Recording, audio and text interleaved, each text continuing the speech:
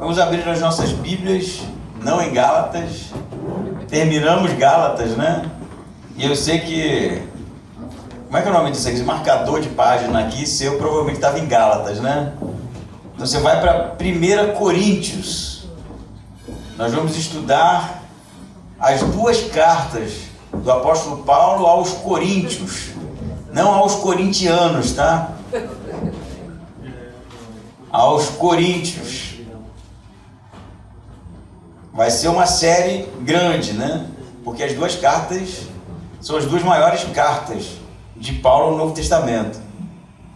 Mas é uma carta bem eclesiástica, né? Tem abordagens doutrinárias, abordagens teológicas, e vai ser muito enriquecedor para a gente, certamente, e extremamente contemporânea, né? Vocês vão ficar assustados como Paulo vai tratar de problemas há 2000 anos atrás, que são problemas extremamente atuais, né? Todo mundo achou? Vamos ler então a partir do versículo 1. Paulo, chamado para ser apóstolo de Jesus Cristo, pela vontade de Deus, e o irmão Sóstenes, a igreja de Deus em Corinto, aos santificados em Cristo Jesus, chamado para serem santos, com todos os que em todo lugar invocam o nome do Senhor Jesus Cristo, Senhor deles e nosso. Graça e paz sejam convosco, da parte de Deus, nosso Pai, e do Senhor Jesus Cristo. Sempre dou graças a Deus por vós, pela graça de Deus que vos foi dada em Cristo Jesus, pois em tudo fostes enriquecidos nele, em toda palavra, em todo conhecimento, porque o testemunho do Cristo foi confirmado entre vós, de modo que não vos falta nenhum dom, enquanto aguardais a revelação do nosso Senhor Jesus Cristo. Ele também vos firmará até o fim, para serdes irrepreensíveis no dia do Senhor Jesus Cristo. Fiel é Deus, por quem fostes chamados para a comunhão de seu Filho Jesus Cristo, nosso Senhor. Amém? A carta de Paulo aos Coríntios é uma carta rica, não é? Rica, como falei no início, em teologia, rica em eclesiologia, rica em ética, mas ela também é uma carta extremamente dura, não é? Porque realmente as coisas andavam mal nessa igreja. Na verdade, a primeira carta aos Coríntios não é a primeira, né? A carta foi escrita em resposta a uma carta recebida por Paulo da igreja. Como isso acontecia? A igreja estava passando por dificuldades, haviam questionamentos, principalmente na igreja em Corintos, haviam divisões, grupos, não é, que se diziam ser seguidores de Paulo, outros seguidores de Apolo, outros seguidores de Pedro, outros recebiam diretamente de Jesus, não eram seguidores de ninguém, eram seguidores de Jesus, porque houve uma divisão em partidos, né? Porque Paulo plantou aquela igreja, ficou em torno de 1 ano, depois Apolo foi ser pastor naquela igreja durante um tempo. Pedro nós não sabemos porque não tem a narrativa em Atos, mas há a possibilidade dele ter ido à cidade de Corinto, à igreja em Corinto, e ficado por um tempo lá. E por conta disso a igreja vai se dividir em partidos, preferências, né? E isso estava gerando um problema relacional na igreja. Um outro problema que vai acontecer na igreja em Corinto, e é importante a gente salientar isso, né, como uma espécie de panorama do que vai acontecer nessa carta, era o problema da ceia. A ceia era diferente da ceia que nós celebramos hoje, né? Era chamada da festa ágape, uma festa do amor, onde os crentes levavam sua própria refeição, porque a ceia era uma refeição, né? A última ceia celebrada por Jesus com os apóstolos era uma refeição de Páscoa. E o que acontece na igreja dos Coríntios é que, como haviam pessoas de alto status social e pessoas de baixo status social, assim como haviam pessoas ricas, haviam escravos, né? Pessoas muito pobres. E como cada um levava a sua refeição, você já sabe o que acontecia, né? Os ricos banqueteavam e os pobres ficavam olhando. Ah, você pensou, que problema, era um problema mesmo real que vai ser tratado na carta também em 1 Coríntios. Um outro problema, a entrada da filosofia grega na igreja. E vai haver uma mistura de filosofia, como era muito comum nos problemas nas igrejas gentílicas, né? Da filosofia com o cristianismo e uma simbiose disso tudo, né? Um outro problema da igreja em Coríntios é de um grupo que não acreditava na ressurreição. Pensa só, aí já era heresia mesmo, né? Mas havia um grupo que não acreditava na ressurreição.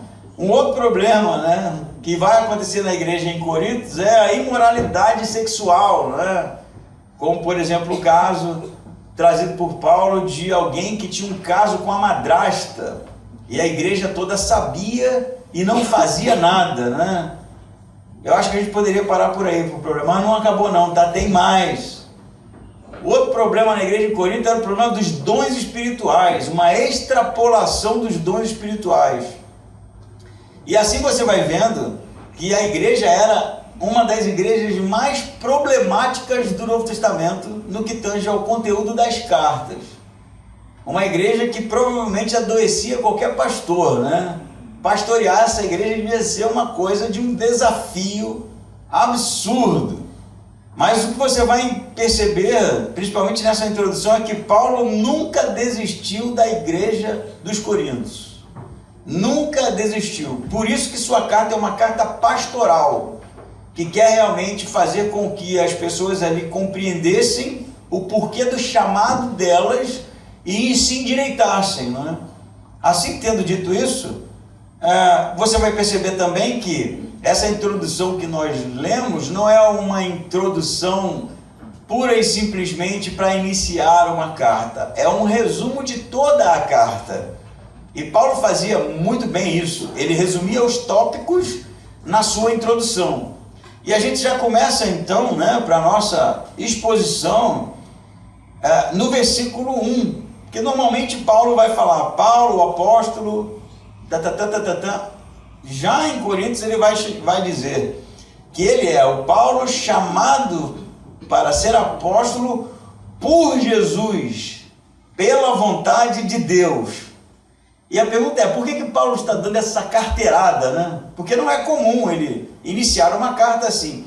Paulo, apóstolo da parte de Jesus, né? Chamado por Jesus da parte de Deus. Porque dentro da carta você vai perceber que um grupo também questionava a apostolicidade de Paulo.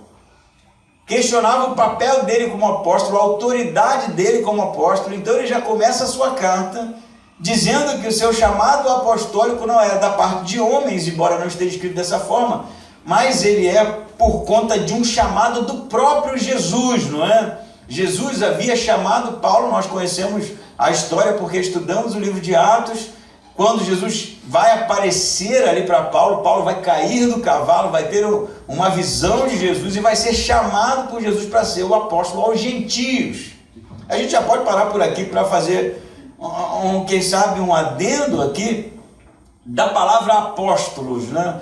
Do grego apostelos. Você vai ter dois significados para a palavra apóstolos, ou apóstolo, apostelo, dentro do Novo Testamento. Uma delas é enviado. Então qualquer um que era enviado pela igreja, ele era alguém com uma mensagem de um destinatário, correto? Então, vamos supor, a igreja em Jerusalém envia alguém para a igreja aos Gálatas. Essa pessoa, ela é um apóstolo porque ela vai representando a igreja com uma mensagem. A palavra tem esse significado, né? Então, o que tem de especial nesse primeiro tipo de apóstolo? É uma palavra comum, como enviado. Se eu dissesse se o Chico foi enviado, né, para São Paulo, no grego se escreveria que o Chico foi apóstolos para São Paulo. Então você vai ter esse primeiro significado, que é alguém enviado com uma missão, representando aquele que o enviou. Nesse sentido, Timóteo vai ser chamado de apóstolo, Sila vai ser chamado de apóstolo, porque eles estão indo representando uma igreja. E o outro significado é apóstolo chamado por Jesus. Esse era um do grupo dos 12, não é? Vocês sabem que haviam 12 apóstolos, né? Todo mundo sabe disso. Inclusive vocês sabem o nome de qual dos 12, né? Não, riram, então pode ser que a gente esqueça de algum, né? Mas esse grupo especial são pessoas que foram, além de chamadas por Jesus, foram testemunhas oculares do ministério de Jesus. O grupo dos apóstolos, a palavra é a mesma, mas o significado é outro. Por que 12 apóstolos? É a pergunta, né? Por causa das 12 tribos de Israel, né? Tem esse significado, essa representação das 12 tribos. Paulo vai ser um apóstolo fora de tempo, né?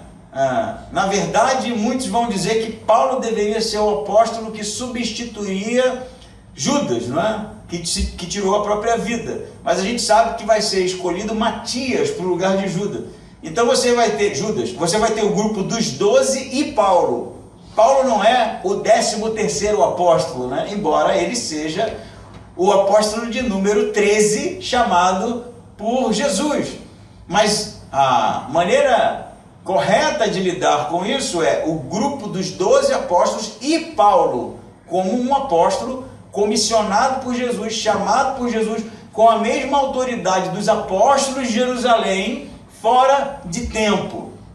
Tendo dito isso, Paulo está dando uma carteirada aqui, apóstolo, né, da parte de Jesus Cristo. Se alguém se disser hoje apóstolo, ele só pode estar realmente se referindo aos dois significados, né? Ou ele é um enviado com uma missão, a igreja enviou ele, é um missionário em Santa Catarina, na África, seja lá onde for, e normalmente a gente não usa essa expressão apóstolo para alguém que foi enviado como missionário, fala missionário, né? Na nossa língua, apóstolo não tem esse significado, como no grego tem. E normalmente não está a se dizer um enviado. Ou o indivíduo vai se dizer apóstolo com a autoridade dos apóstolos comissionados por Jesus. E aí você vai ter um problema. Porque se você ler Atos, capítulo 1, a escolha do apóstolo para substituir Judas vai ser feita ali. E as exigências também serão feitas. E a primeira delas é que deveria ter sido testemunha ocular do ministério de Jesus. Correto? Então, para ser apóstolo com a autoridade de Paulo, com a autoridade dos 12, precisa ser testemunha ocular do ministério de Jesus. Isso não está realmente se referindo a nada que tenha um apontamento para o nosso tempo, né? O grupo dos 12, mas Paulo se fechou. Isso não acontece mais, não tem mais ninguém testemunha ocular do ministério de Jesus, né? Alguém pode até dizer que viu Jesus numa visão, mas não se trata disso, né? Embora Paulo tenha tido um encontro com Jesus pós-morte, mas não foi uma visão, foi uma aparição de Jesus para o apóstolo Paulo. Tendo dito isso, já no versículo 1 aqui tem uma aplicação bem rápida: fuja dos apóstolos, porque eles na verdade estão reivindicando uma autoridade que eles não possuem. Correto? Amém? Amém. Amém, né? Fique tranquilo, eu não sou apóstolo, eu sou o pastor Jossi, né? Muito mal, né? Muito mal, pastor Jossi, pela misericórdia de Jesus. E ele vai dizer, e o irmão Sóstenes. Quem é Sóstenes? Ninguém sabe, né? Mas há a possibilidade de Sóstenes ser um convertido na cidade de Éfeso. Se você lembrar lá da pregação de Paulo na cidade, a plantação da igreja naquela cidade, você vai ver que o líder da sinagoga se converte. Vocês lembram disso? A gente estudou isso? Era o Sóstenes. E Paulo vai ficar hospedado na casa dele. Então, o que isso tem em comum com o Sóstenes aqui do texto? Paulo escreveu Coríntios de Éfeso. Então, a possibilidade dele estar escrevendo da casa do Sóstenes, líder da sinagoga, que se converteu e está hospedado lá, é muito grande, né? Então, Paulo não está dizendo que Sóstenes também é apóstolo, né? Você pode ler o texto muito errado e dizer Paulo chamado para ser apóstolo de Jesus Cristo pela vontade de Deus, e o irmão Sóstenes, Sóstenes também é apóstolo. Não, ele está dizendo que Sóstenes está acompanhando ele enquanto ele produz essa literatura. Para ser mais, eu diria, objetivo, provavelmente Sóstenes é o amanuense, aquele que está escrevendo enquanto Paulo vai ditar a carta. Por quê? Porque no final da carta Paulo vai dizer: assino com o meu próprio punho, como é de costume, né? Então provavelmente ali é quando Paulo pega a pena e faz ali a sua assinatura, né? Diferente de Gálatas, que ele não só assina a carta, ele produz a despedida, né? Que é realmente um compêndio teológico ali, lindíssimo. Ok, aí ele vai escrever a quem, né? Versículo 2: a igreja de Deus em Corinto. Aqui é cada frase uma história, cara. A igreja de Deus em Corinto. Por que Paulo está dizendo que é a igreja de Deus? É uma expressão bem incomum, né, no Novo Testamento. Vocês sabem que igreja é eclésia no grego, né? E eclésia é chamados, né? É o ajuntamento. E no Antigo Testamento, o povo de Deus, os chamados de Deus, era Israel. Correto? Israel era o povo de Deus, Israel era a igreja de Deus, Israel era a eclésia, embora no Antigo Testamento a língua seja o hebraico, mas o significado é o mesmo. Paulo está aplicando isso à igreja em Corinto, a igreja de Deus, os chamados por Deus, né? Como ele vai dizer aqui na continuação. Mas tem um outro significado também. Por conta dos partidarismos dentro da igreja, a igreja dividida em vários partidos, né, que ficavam realmente discutindo, debatendo, Paulo vai aqui, além de dar uma carteirada e dizer que ele é um apóstolo da parte de Jesus, ele vai dizer que aquela igreja não pertence a partido nenhum. Aquela igreja pertence a Deus. Deus é o fundador daquela igreja, é o dono daquela igreja, é o Senhor daquela igreja. Por isso que ele vai continuar dizendo, é a igreja de Deus em Corinto, aos santificados em Cristo Jesus. O que significa santificados em Cristo Jesus? Quer dizer que as pessoas que faziam parte daquela igreja eram santos por causa de Cristo. Eram santos por causa da morte e ressurreição de Jesus. Eram santos porque em Jesus eles eram santificados, separados, não é? Por exemplo, no Antigo Testamento você vai ter, tanto no templo quanto no tabernáculo, os elementos, né? Você vai ter o candelabro, você vai ter os pães da proposição, você vai ter a arca da aliança. Todos esses objetos eram santos. Por que eles eram santos? Porque eles eram separados para uma finalidade, que era o culto, correto? Se você pegasse, por exemplo, alguém, um gentio, e deixasse ele tocar naqueles objetos, aquilo deixaria de ser santo, e isso seria pecado, né? Isso seria algo muito mal visto. Na verdade, poderia até morrer, né? Um gentio não poderia entrar nesses aposentos, mas você percebe que a expressão santo tem a ver com separado, né? Então, o que Paulo vai dizer? Aquela é a igreja de Deus, que foi separada por ele, né? Fez daquelas pessoas santas, santificadas, separadas para ele, em Jesus, né? Então, a salvação dos coríntios, ou dos corintos, né?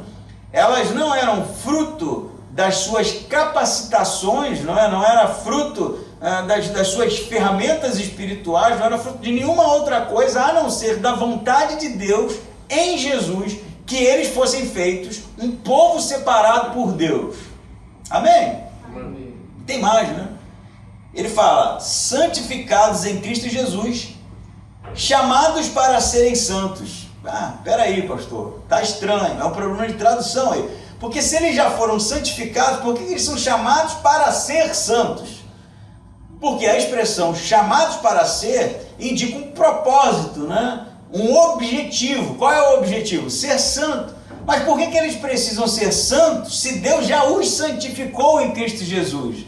Não seria uma pergunta interessante, né? Então Paulo está sendo redundante? Não está. Paulo está dizendo que em Cristo eles são santos, separados, mas eles precisam viver condizente ao chamado de Deus para eles, correto?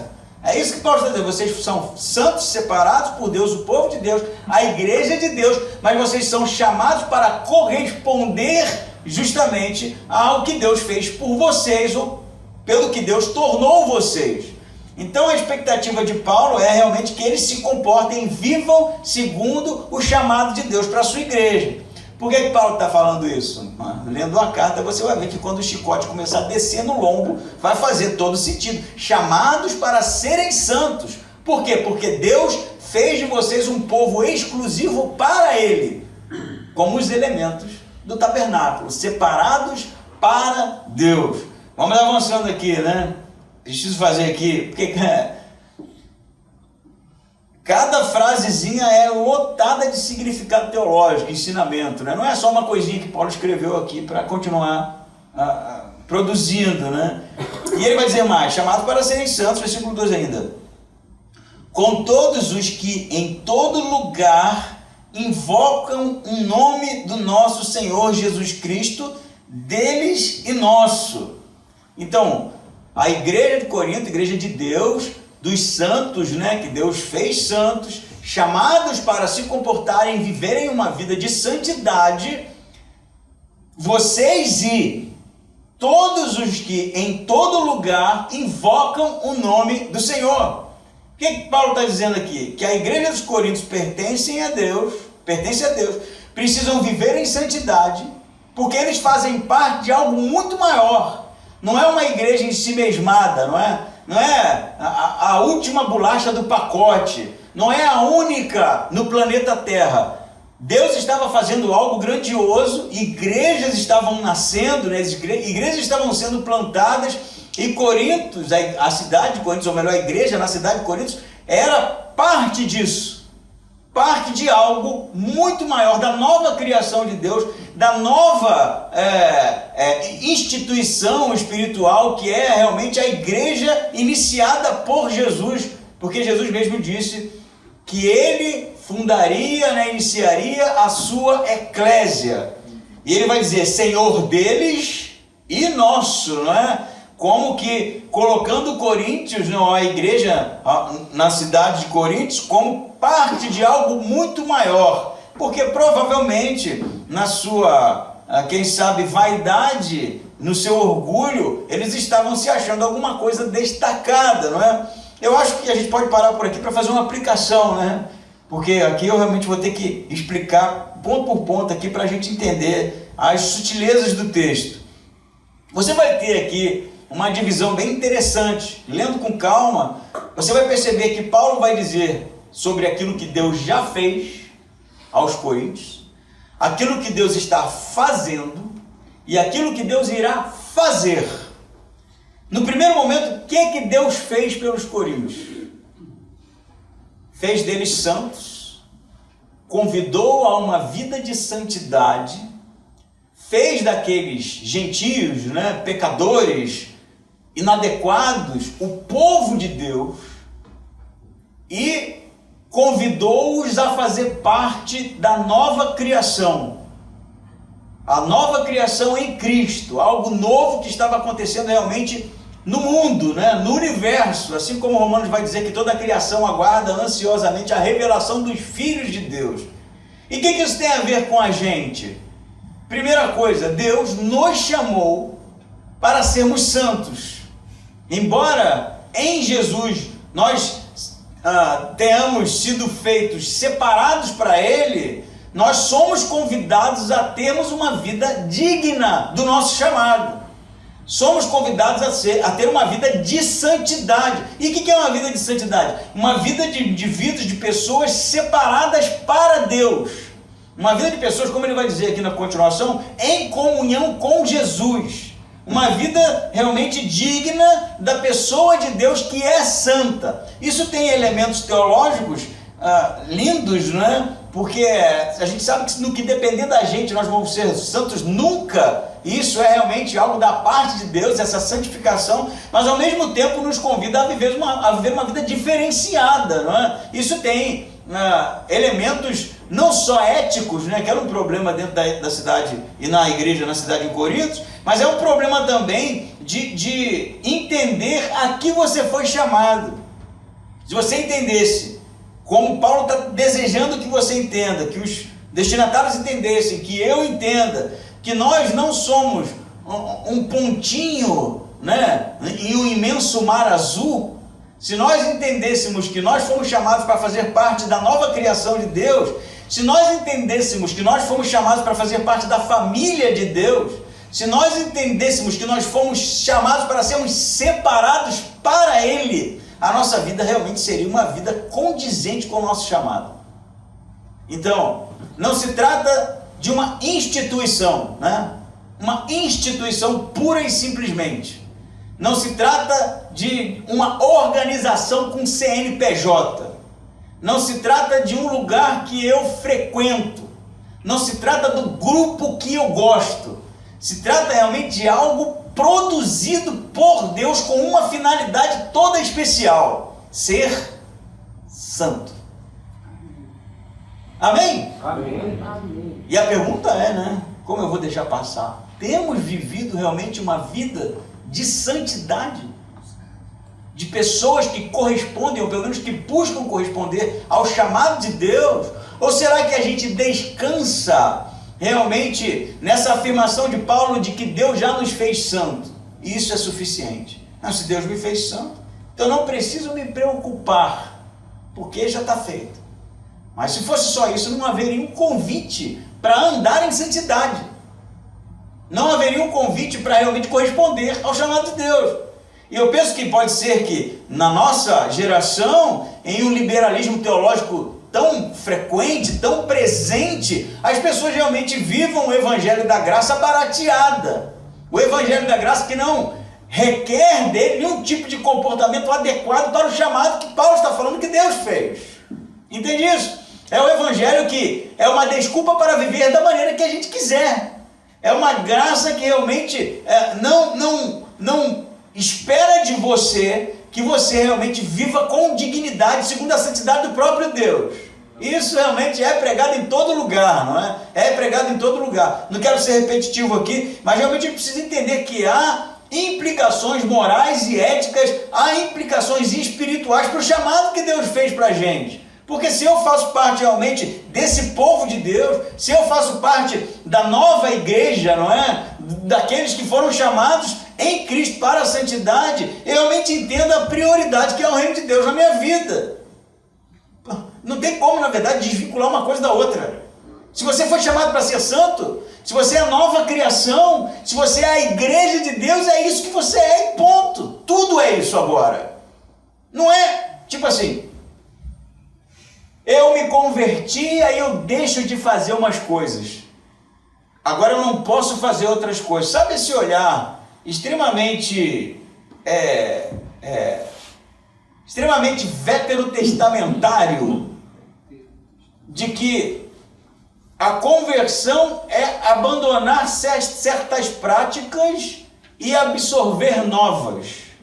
Embora esses elementos estejam presentes, isso vai acontecer. Mas isso vai acontecer porque você se tornou nova criatura. É algo novo. Era realmente algo que não tinha utilidade e que foi feito algo belíssimo da parte de Deus, uma transformação. A alma está diferente, o coração está diferente, a vida está diferente. Por isso que nós almejamos andar em santidade, porque é isso que me faz feliz agora, que é isso que preenche o meu coração agora, que é isso que realmente enche os meus olhos de brilho, entende? Então é algo natural para aqueles que foram chamados por Deus, santificados em Jesus. Qual é o contrário disso? É a gente viver realmente uma religiosidade, e a palavra vem muito bem a calhar, que é sobre tocar ou não tocar, comer ou não comer, provar ou não provar, e a gente fica fazendo esse preto no branco, esse dualismo, né? Esse pode, não pode, como se o cristianismo se tratasse disso. O problema é que quando você entra nesse universo, você começa a acertar algumas coisas, né? Você começa a não fazer outras coisas e começar também a medir as pessoas por causa disso. Você se acha melhor que os outros porque você cumpre algumas coisas, deixou de fazer outras, se comporta de determinada maneira, e todo aquele que não faz dessa forma, ele é, de certa forma, reprovado por você. Enquanto no discurso de Paulo é o contrário. Deus fez de vocês santos. Amém. Ponto. Vocês são santos porque vocês são separados. Vocês são santos porque vocês são salvos. Vocês são santos porque vocês foram santificados por Deus. Agora vivam de acordo com esse chamado. Então não é sobre algo que você produz para ser cristão. É algo que o cristianismo produz em você. Amém? Amém. É isso que Paulo está falando. Vocês não são santos por causa dos dons espirituais que vocês têm. Vocês não são santos por causa do conhecimento filosófico que vocês têm. Vocês não são santos por causa da qualidade hermenêutica, né, de vocês. Vocês são santos porque Deus decidiu isso. Vocês são santos porque Deus fez de vocês santos. E esse era o desejo de Deus e ponto.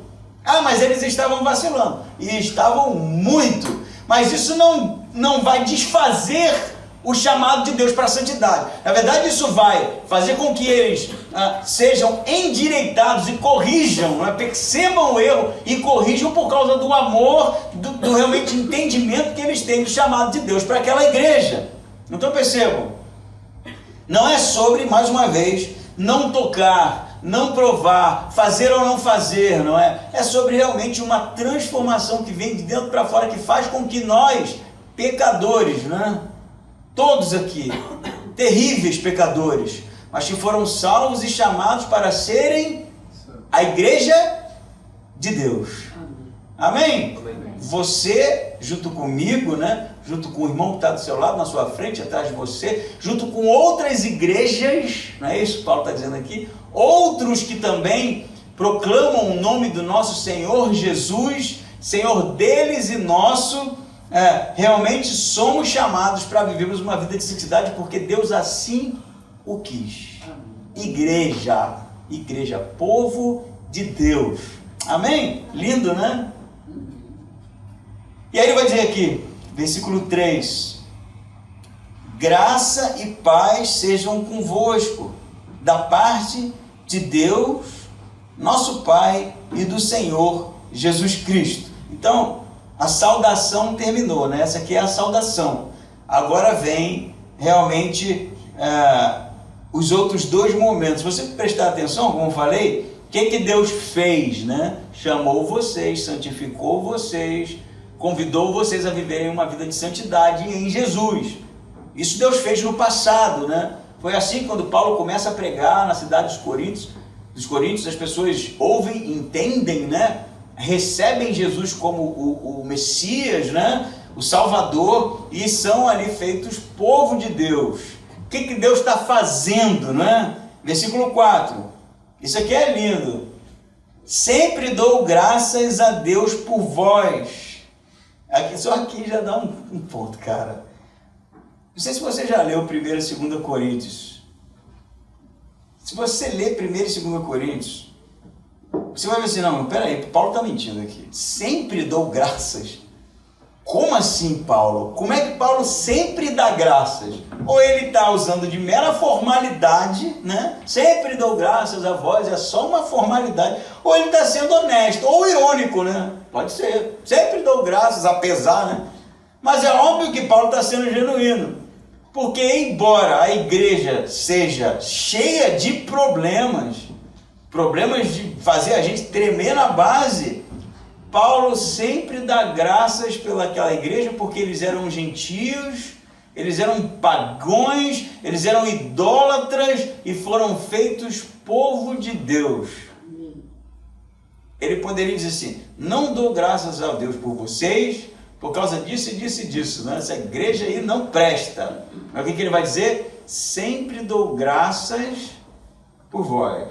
Cara, eu poderia pregar só esse versículo aqui para dizer quantas vezes, quantas histórias, quantos momentos, quantos episódios que acontecem na igreja que são coisas que a gente não gostaria de ver, de ouvir, de fazer parte. E aí o que a gente faz? Vai embora da igreja, larga a igreja.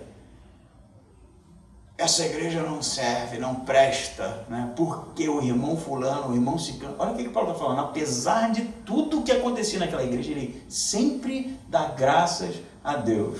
Cara, esse tipo de coração, que é um coração apostólico, né? Que é um coração do crente que não desiste nunca da igreja, porque ela é o povo de Deus. E que a gente entenda uma coisa, já falei algumas vezes, não é você que é a igreja de Deus. É a reunião, igreja é reunião, é o ajuntamento, é o povo de Deus. É uma entidade teológica, é os que se juntam para cultuar, é os que se juntam embaixo da cruz de Cristo, é os que recebem a pessoa de Jesus como Salvador. Esses são feitos o povo de Deus. Eles erram? Óbvio. Essa igreja aqui é um exemplo dos piores. Eu estou falando isso porque eu estou sendo generoso, tá? A gente vai começar a ler, você vai ficar escandalizado com o que estava acontecendo naquela igreja. Mas para Paulo eles continuam sendo o povo de Deus, então ele espera que haja uma correção, claro, por isso ele está escrevendo. Ele espera que eles mudem, óbvio, por isso que ele está escrevendo, mas ele não desiste da igreja. Ela continua sendo a igreja de Deus. E a gente por tão pouco abre mão. Por muito pouco a gente abre mão, joga tudo para cima. Porque, de certa forma, não condiz com o que eu espero que uma igreja condiza. E aí a pergunta que fica aí, quem no final da história que faz parte da igreja é adequado para isso? Quem que é adequado para isso? Não, Deus me chamou porque Ele sabe que eu sirvo. Como? Ninguém serve, ninguém serve. Um bando de pecador, um bando de pessoas falhas, um bando de pessoas realmente que passaram por experiências ruins, que encontraram Jesus no momento de desespero, outros no momento de quem sabe, sofrimento emocional, vai saber a história de cada um. Mas o que liga realmente é o chamado para sermos o povo de Deus, o povo santo. Então quando o outro cai, quando o outro peca, não é motivo para eu ir embora, é motivo para eu insistir mais ainda. E apesar da queda dele, dou graças a Deus, porque Deus chamou ele. É Paulo, né? Dou graças a Deus sempre, é o que Paulo vai dizer. Vamos ler de novo? Versículo 4, lê comigo isso aqui. E quando alguém vacilar, né, antes de você meter a caneta e botar o X assim, ó, não serve. Você lembre-se do que Paulo está falando aqui, versículo 4, juntos. Sempre dou graças a Deus por vós. Vamos juntos aqui? Sempre dou graças a Deus por vós. Vós quem? A igreja. Que igreja? Toda errada. Mas Paulo dá graças. Paulo não desiste, Paulo entende que o chamado de Deus é para pessoas pecadoras. Ele gostaria que a igreja tivesse em outro ritmo, óbvio. Por isso ele escreve.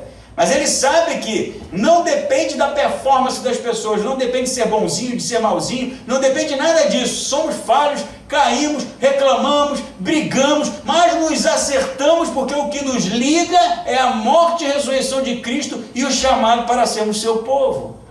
Amém? Amém? Dá um sermãozão só nesse versículo aqui, né? Sempre dou graças a vós. Não, Paulo aqui mentiu, né? Óbvio que não mentiu. Ele vai dizer... Sempre dou graças a vós, versículo 4, pela graça de Deus que vos foi dada em Cristo Jesus. Percebe? Que ele não dá graças à igreja de Corinto porque eles são legais, porque eles são generosos, porque eles são bonitos, porque eles são sofisticados. É por causa da graça que foi derramada na vida daquelas pessoas. É isso que Paulo vê. A graça, e o que é a graça, gente? Salvação, né? Favor imerecido, eles não mereciam, foram salvos. É por causa desse tipo de crente que, gentio, né? Todo enrolado, né? Vindo de uma realidade idólatra, terrível, imoral, que Paulo foi preso lá em Jerusalém, lutando até o final por essas igrejas, não desistir, porque era muito simples, ele como judeu, virar um judeu messiânico e não ter problema com ninguém, assim a gente viu em Gálatas, mas ele insiste porque ele sabe que isso é realmente algo da parte de Deus, é tudo enrolado, mas Deus vai corrigir isso, e ele vai dizer nessa carta aqui, sempre dou graças a vós, pela graça de Deus que foi dada em Cristo Jesus. Olha isso aqui no 5, 5 é top. Pois em tudo fostes enriquecidos nele, em toda palavra, em todo conhecimento. Eu vou dizer, hein? A igreja em Corintos não era uma igreja neófita, não. Não era uma igreja de pessoas que não entendiam o evangelho. Se engane, não se engane. Era uma igreja de pessoas que tinham conhecimento. Paulo está dizendo aqui que, inclusive, ele dá sempre graças a Deus por eles, pela graça que foi concedida, porque eles foram enriquecidos por Deus. É um dom espiritual aqui que foi dado à igreja aos Coríntios, dentre outros, né, que vão ser tratados nessa carta. Enriquecidos com o quê? Com toda a palavra em todo conhecimento. O que estava acontecendo naquela igreja? As facções eram porque eles não entendiam muito bem? Não, porque eles eram extremamente versados. Está entendendo? Discussões teológicas terríveis que estavam acontecendo lá, como sobre a ressurreição, transformação do corpo. Paulo vai trazer isso tudo dentro da carta. Então, o que está acontecendo ali não é falta de conhecimento, é excesso de conhecimento que está gerando facções. E um defende um posicionamento teológico e diz que esse é o de Paulo, e aquele é de Apolo, e esse é de Pedro, porque eles realmente têm o dom do Espírito Santo de entendimento. É o que Paulo vai dizer? Porque, versículo 5, em tudo fostes enriquecidos nele, em toda palavra, em todo conhecimento. Versículo 6, porque o testemunho de Cristo foi confirmado entre vós. O que significa? Que a mensagem apostólica foi pregada, foi confirmada neles, porque eles receberam dons espirituais, né, através da manifestação do Espírito Santo. Isso é a confirmação de que eles eram realmente o povo de Deus. Ele vai dizer mais, versículo 7, vocês vão se assustar com isso aqui. Eu acho assustador, para ser honesto com vocês, eu acho assustador. De modo que não vos falta nenhum dom. Fala um dom aí espiritual. Eles tinham. Qual é a igreja no Novo Testamento que mais manifestava os dons do Espírito Santo? Coríntios. Qual é a pior igreja do Novo Testamento? Coríntios. Como assim? O problema não estava no dom. O problema estava no que eles faziam com o dom.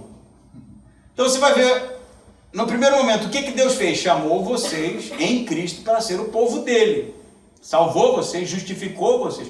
No segundo momento, o que ele está fazendo agora? Derramando dons, capacitando a igreja, não é? Enriquecendo a igreja em todo o conhecimento da palavra, de maneira a não faltar nenhum dom naquela igreja. Revelação? Lá tinha.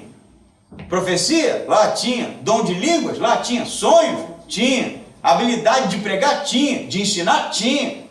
Tudo, mano. Você vai pegar lá a lista lá dos Efésios dos dons espirituais, lá tinha tudo e mais um pouco. Mas os caras batiam uma cabeça, a ponto do Paulo escrever a carta mais dura, 2 Coríntios, né, aqui, adiantando um pouquinho, ela na verdade são duas cartas juntas. Eu falei para vocês, provavelmente teve uma primeira carta, que gerou 1 Coríntios, que é uma resposta de Paulo, né, para aquilo que foi levado para ele. A gente não tem essa primeira carta, né, ela se perdeu, mas com base nas respostas você automaticamente, e os teólogos, os estudiosos, né, vão entender que tipo de pergunta foi feita, né. 2 Coríntios, ela é, na verdade, a terceira, né, e a quarta, e no meio lá, tem uma transição bem estranha, né? Paulo parece que mudou o humor e de repente começa a descer o sarrafo mesmo doído, né? E ali é chamada a carta severa. Que quando eu pregar isso aí, mano, se não quiser ouvir, não venha, porque é duro demais, por causa realmente do comportamento da igreja, que era um comportamento reprovável a ponto de Paulo escrever duras palavras, né? Mas era a igreja que mais dom espiritual tinha. Então, se você acha que avivamento espiritual é a manifestação de dons, você está extremamente equivocado. Extremamente equivocado. Se você acha que a manifestação de dons espirituais é sinal de maturidade cristã, você está redondamente enganado. Se você acha que a manifestação espiritual é realmente sinal de que a igreja está no centro da vontade de Deus, você está enganado. Então, pastor, o que está acontecendo? Como é que crentes tão carnais têm tantos dons espirituais? Eu vou te responder, porque o Espírito Santo derrama os dons espirituais conforme lhe apraz. É Ele quem deseja. O Espírito Santo detecta uma necessidade na igreja e dá o dom. É assim que é. Há uma necessidade, Deus levanta pessoas e capacita essas pessoas. Mas isso quer dizer que essas pessoas capacitadas por Deus vão viver 100% na linha? Não, não. Elas podem estar vivendo um momento ruim, mas elas continuam sendo pessoas capacitadas por Deus para realmente edificarem o corpo. Esse é o objetivo, não é? Qual é o objetivo do dom espiritual? É para você ser mais bonitão, um pregador top, alguém realmente que consegue adivinhar o futuro? É sobre isso? É sobre a edificação do corpo. Todo dom, isso vai ser tratado por Paulo, né, na continuação da carta. Todo dom espiritual serve única e exclusivamente para a edificação do corpo de Cristo, da igreja. Deus não dá dom para a pessoa cantar bonito para se envaidecer. Olha como Deus me capacitou, olha como eu canto bonito agora, né? E como se aquilo fosse algo dado de presente para ela se sentir melhor, né? Para ela alcançar reconhecimento, para ela brilhar, né, nos palcos da vida. Não, Senhor! O dom espiritual é para a edificação da igreja. É isso que Deus está fazendo no momento, no presente. Ele chamou, justificou, santificou e agora está capacitando a igreja para a adoração, para a edificação do corpo. Amém? Amém. Qual é o seu dom? Não precisa dizer, senão cada um vai dizer uma coisa tanta aqui. Nós não somos coríntios, não, né? Mas existem dons, né? E aí você, pastor, eu não sei qual é o meu. Comece a fazer uma análise. Eu já preguei isso algumas vezes. Você tem um dom dado pelo Espírito Santo, porque ele capacita os crentes. Eu não busquei suficiente, não se trata disso. Embora Paulo fale para procurar com zelo os melhores dons, não é? E aqui ele está falando, óbvio, de uma evidenciação, porque esse é o argumento lá na parte da carta que ele trata desse assunto. Mas é fato que Deus vai dar dom espiritual para cada um de nós.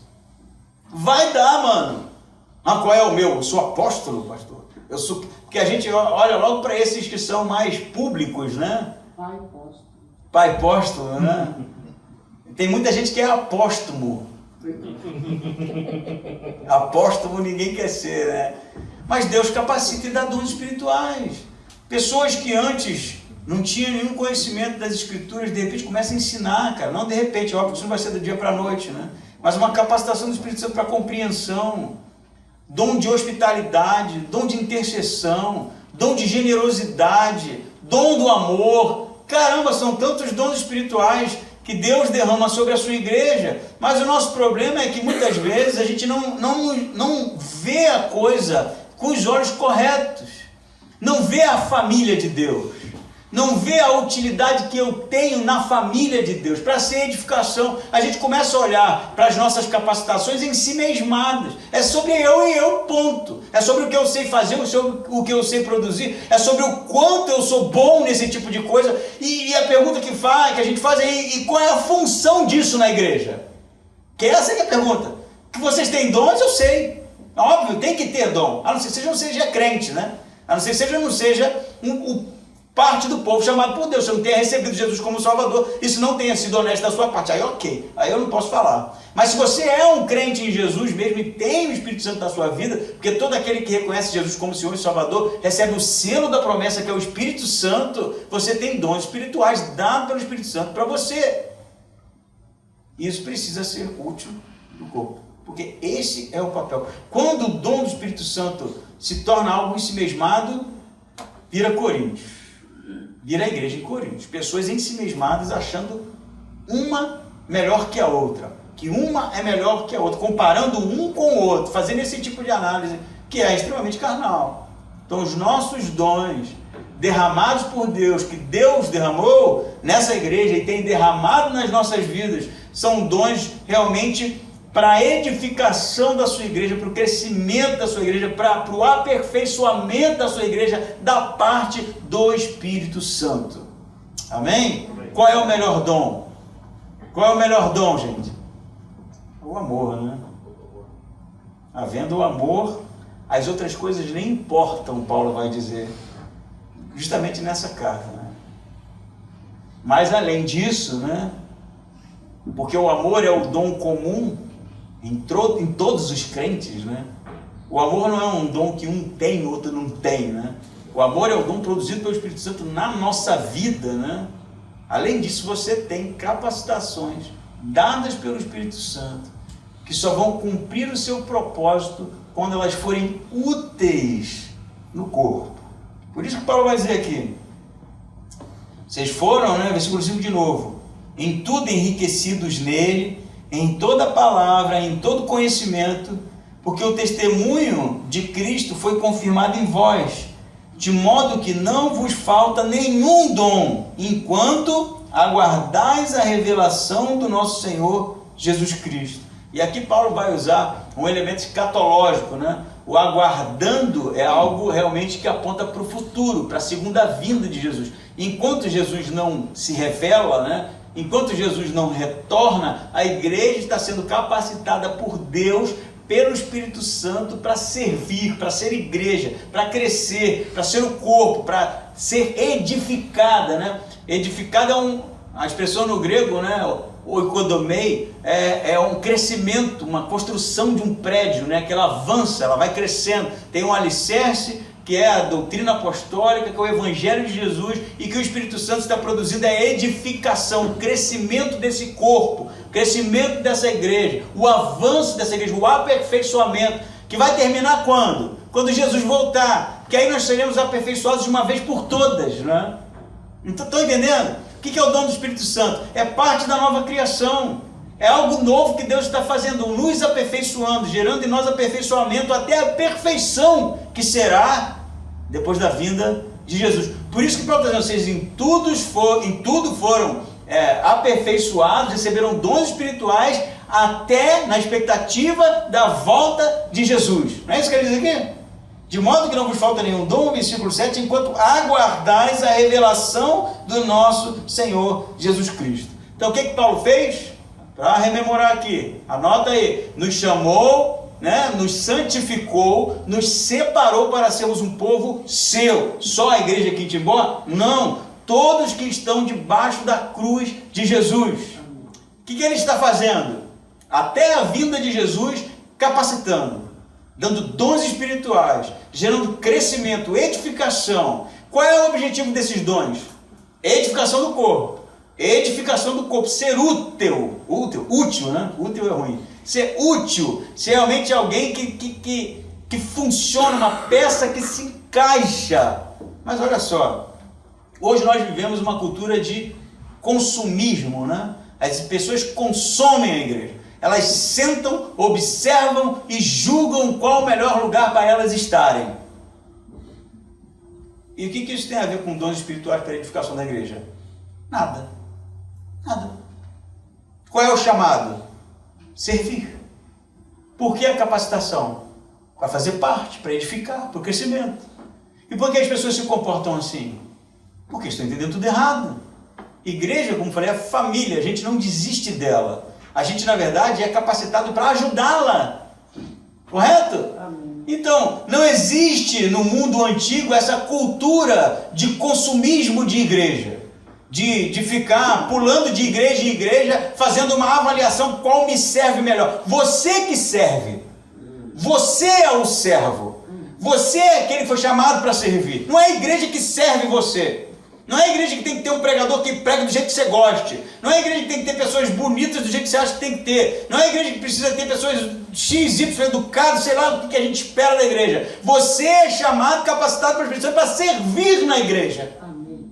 Qual igreja? Toda a igreja que está realmente embaixo da cruz de Jesus. Toda a igreja que confessa Jesus como Senhor e Salvador. É disso que a gente está falando. É a capacitação dos crentes. É realmente o chamado para servir. O chamado para a manifestação do dom espiritual na edificação do seu corpo. Não é sentar e consumir. Igual a gente faz com um filme no cinema, Com a pipoca. Você compra, faltou luz no meio do filme, você quer seu ticket de volta, Pipoca está com muito sal, você devolve, me dá meu dinheiro. Igreja não é isso. Igreja não é entretenimento. Igreja não é algo que você compra num pack, num plano da internet de streaming. Igreja é realmente o povo de Deus, chamado por Deus para servir até a volta de Cristo. Amém? Amém? Amém, O que Deus vai fazer no futuro? Agora você vai se escandalizar. Versículo 8. Ele também vos firmará até o fim. Vou ler mais aqui para ficar mais claro. Para serdes irrepreensíveis no dia do nosso Senhor Jesus Cristo. Vou ler de novo aqui. Ele também vos firmará, ou confirmará em algumas versões, até o fim, para serdes irrepreensíveis. Para quem que Paulo está falando isso? Para a igreja dos Coríntios. Terrível, facciosa, né? Dividida, carnal, cheio de fofoca, cheio de besteira, cheio de tititi, mimimi, né? Tem um outdoor ali que eu falei com a Lidiane. Eu pensei, cara, esse outdoor é o pior que eu já vi na minha vida. É uma mulher que na capa, assim, ali na frente está escrito: chega de mimimi, mas hahaha. Vocês já devem ter visto isso. Pensei, cara, esse é o pior do mundo. Mimimi, hahaha, não, por favor. Mas a igreja era cheia de mimimi, né? Pouco hahaha. Igreja dos Coríntios. Mas o que Paulo vai dizer? Se vocês continuarem assim, vocês vão perder a salvação de vocês. É isso que ele está dizendo? Se vocês continuarem assim, Deus vai rechaçar vocês. Se vocês continuarem assim, vocês vão perder a salvação. Não, ele vai dizer que mesmo assim, quem vai mantê-los firmes até o fim é Deus. Olha só. Ele também vos firmará até o fim para serdes irrepreensíveis. O que é irrepreensível? É algo que não sofre repreensão. Mas por quê? Porque eles não pecam? Não, porque eles foram salvos. E uma vez salvo, salvo para sempre. Ah, mas ele pecou. A gente tem essas questões, mas desviou, mas saiu, mas vacilou, mas adulterou, mas não sei o quê. Pô, tá cheio de história assim no Antigo Testamento, no Novo Testamento, de gente que vacilou feio. Você quer pior que Davi, cara? Se a gente fala de Judas, né? Davi foi muito pior, tá? Davi foi muito pior. Porque Judas, ok, vai saber suas motivações, se foi dinheiro, se foi uma expectativa de que chegasse na hora H, Jesus ia meter uns milagres lá e ninguém, ele é o Messias, não sei.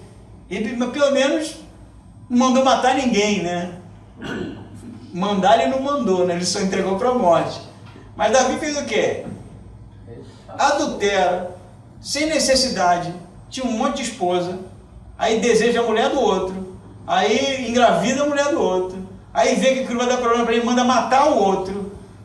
E aí o que Deus faz com ele? Dá para ele a descendência para todo sempre, o Messias.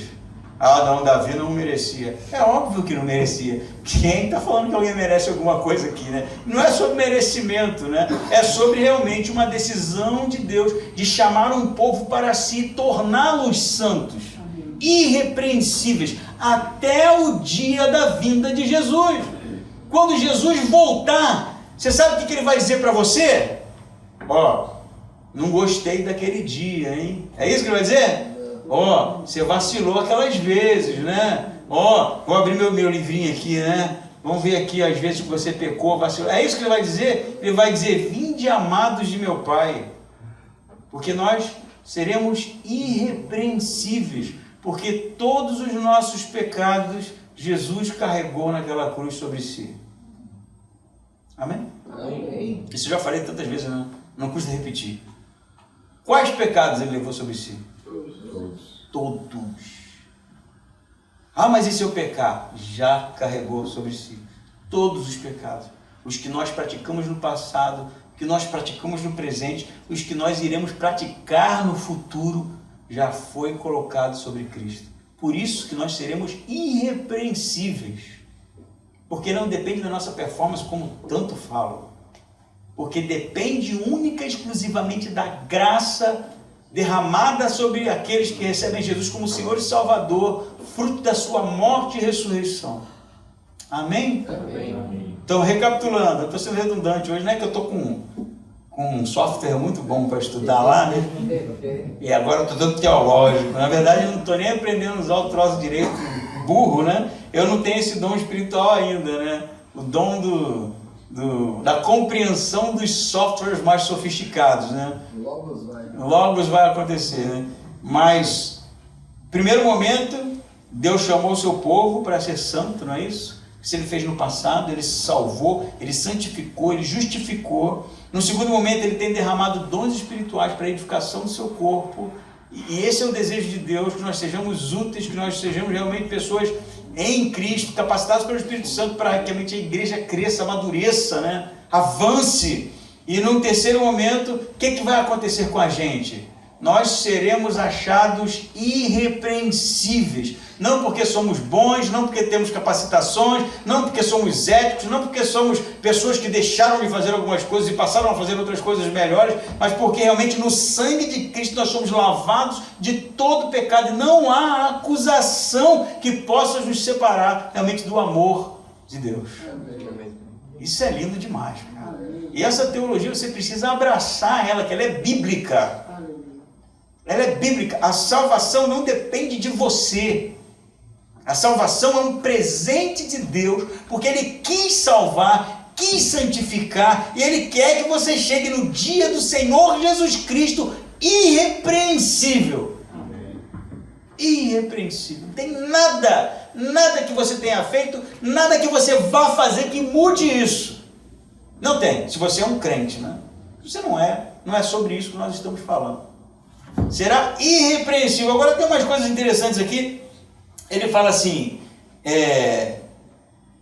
versículo 8, ele também vos firmará até o fim para seres irrepreensíveis no dia do nosso Senhor Jesus Cristo. Essa é uma expressão bem estranha, porque o dia do Senhor, no Antigo Testamento, é o dia do juízo final, não é? O dia de Deus, o dia de Yahweh, é o dia do nosso Deus, que é quando Deus iria realmente intervir, né, na história da humanidade para criar algo novo. E isso também implica o juízo de Deus, não é? Para os salvos e para os condenados. Isso é, da perspectiva judaica, algo realmente escatológico, né? O dia do Senhor. Mas o que Paulo diz? Vocês serão irrepreensíveis no dia do nosso Senhor Jesus Cristo. E aí ele vai botar Jesus na mesma posição do Deus do Antigo Testamento, que um dia virá julgar, intervirá na história da humanidade, como falei.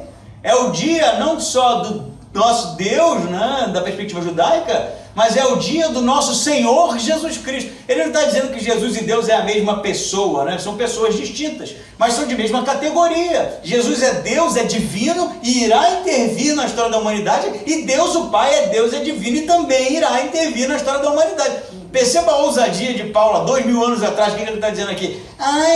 Não existia a divindade de Jesus no século I, isso é uma construção tardia, né? A igreja primitiva nunca viu Jesus como Deus. Paulo então aqui, o que aconteceu com ele, né? Surtou. Não, foi só um surto de Paulo momentâneo. É o dia, não é o dia de Yahweh somente, é o dia do nosso Senhor Jesus Cristo. É para esse dia que vocês estão sendo preparados para serem encontrados irrepreensíveis. Amém? Amém? Jesus é Deus, né? Paulo está dizendo isso aqui. E vai dizer mais na condução dessa carta, porque como falei para vocês, todos esses tópicos serão abordados de maneira mais intensa no decorrer do estudo, realmente de 1 e 2 Coríntios. Aí ele vai dizer no versículo 9, fiel é Deus. Fiel por quê? Porque Ele que vai confirmar, né? Ele que chamou vocês, Ele que está dando dons, está capacitando para o dia do nosso Senhor Jesus Cristo, e Ele é fiel por quem foi chamados para a comunhão com o seu Filho, Jesus Cristo, nosso Senhor. Então a igreja é chamada também para ter comunhão com Jesus, não é? Qual é a cola, qual é a liga que nos une? Cristo. Essa é a cola, essa é a liga. Mas se você contar nesses 9 versículos, eu vou aqui, não conta não, eu vou fazer uma pergunta. Quantas vezes você acha que Paulo falou Jesus Cristo nesses 9 versículos? Não, a Sara está contando. Para, Sara. 9 vezes. 9 vezes. Se fosse eu que tivesse escrito, lê aí, o que você achou? Pô, isso aqui, cara, parece muitas vezes aqui. Tá ruim, né? Quando você começa a repetir uma coisa muito num texto, tu lê e fica assim, pô, o cara escreve mal, né? Mesma coisa toda hora, ele fala toda hora a mesma coisa. Eu conheci um cara que falava, como é que era a expressão? Tudo que ele falava, tudo que ele escrevia tinha sempre um né? Aí, né? Tchê. Tem, né? Esses vícios, né? Realmente. Muitas vezes em nossas vidas eu morria, cara. Eu morria quando eu escutava um sermão e o pregador falava muitas vezes em nossas vidas, mais de 3 vezes no sermão. Por que precisa falar isso toda hora? Paulo vai falar 9 vezes em 9 versículos, Jesus Cristo. Pode contar agora se você quiser. Eu já contei, né? 9 vezes nosso Senhor Jesus Cristo. Porque a igreja foi fundada para viver para o nosso Senhor Jesus, o Cristo, o centro da igreja. O centro da igreja não são os dons espirituais, o centro da igreja não é a capacitação que Deus está dando, o centro da igreja não é nenhuma outra coisa a não ser a pessoa de Jesus, o Cristo. Amém. É isso que nos liga. O Wagner ali, eu contando também. Vai ver se eu errei. Só tem uma vez que não está Jesus Cristo, está só Cristo. Mas também vale, é a mesma pessoa, né? Está só o Cristo. Esse é o centro da igreja, é isso que Paulo está comunicando à igreja dos Coríntios. Vocês têm dons espirituais, se foram capacitados pelo Espírito Santo para servir. A igreja não pode ficar vivendo uma divisão, a igreja não pode ficar vivendo uma vida cristã que não tem utilidade, a igreja não pode estar vivendo uma vida cristã que realmente faz com que a pessoa seja destacada do grupo. É tudo uma única unidade, é tudo um único organismo, o povo de Deus, que vive para quê? Para a glória do nosso Senhor Jesus Cristo. Amém? Amém. Por isso que ele vai dizer no versículo 9, fomos chamados para a comunhão, sem ser redundante e repetitivo, de seu Filho, Jesus Cristo, nosso Senhor. Ufa, acho que já dá para acabar, né? Como diz João no final do seu evangelho, muitas coisas eu teria mais para vos dizer, mas se fosse contar tudo, não caberia neste livro, né? Por isso, então, eu penso que o único caminho que a igreja pode seguir, segundo o coração de Deus, é realmente viver uma vida de honra e louvor pela pessoa do nosso Senhor Jesus Cristo, que derramou sobre nós o Espírito Santo, nos capacitou para vivermos uma vida digna do chamado de Deus para nós e sermos realmente pessoas que edificam o corpo até a vinda de nosso Senhor Jesus o Cristo. Vamos orar?